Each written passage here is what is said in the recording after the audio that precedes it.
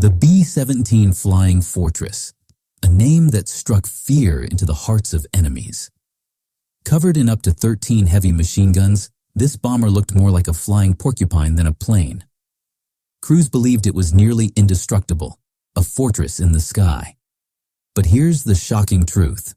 Despite all those guns, over 4,700 B-17s were lost in combat during World War II.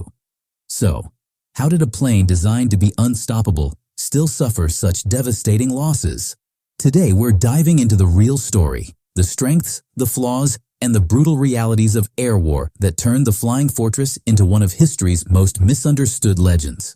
When the B-17 entered service in the late 1930s, it was unlike anything the world had seen. With 50 caliber Browning machine guns in the nose, tail, sides, top, and bottom, it bristled with firepower. In theory, no enemy fighter could get close without being shredded.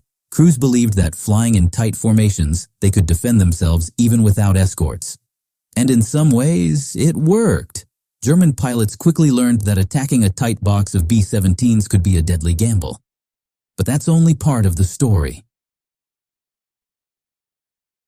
The B-17's greatest weakness was simple. It wasn't fighting in theory.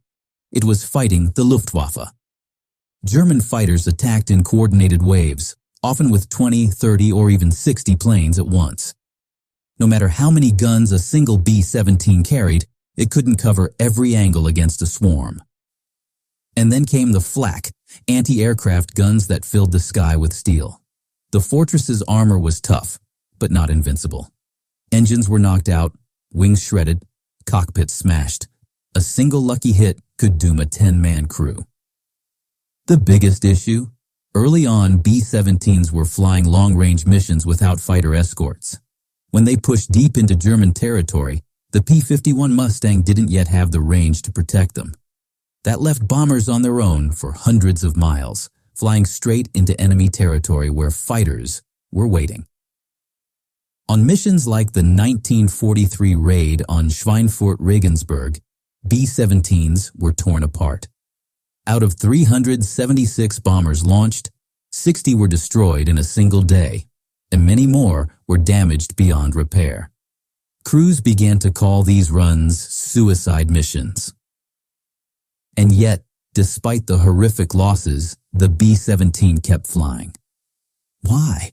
Because it could take punishment like no other bomber. Stories of fortresses limping home with half a tail missing, wings shredded, even entire noses blown off, became legendary. If any plane could get a crew back alive, it was this one. And when long-range escorts like the P-51 Mustang finally arrived, the balance shifted. Together they crushed the Luftwaffe's air defenses and opened the skies for the Allies. So why were thousands of B-17s shot down? Because even a fortress in the sky can't stand alone against an entire nation's defenses. The Flying Fortress was powerful, but it wasn't invincible.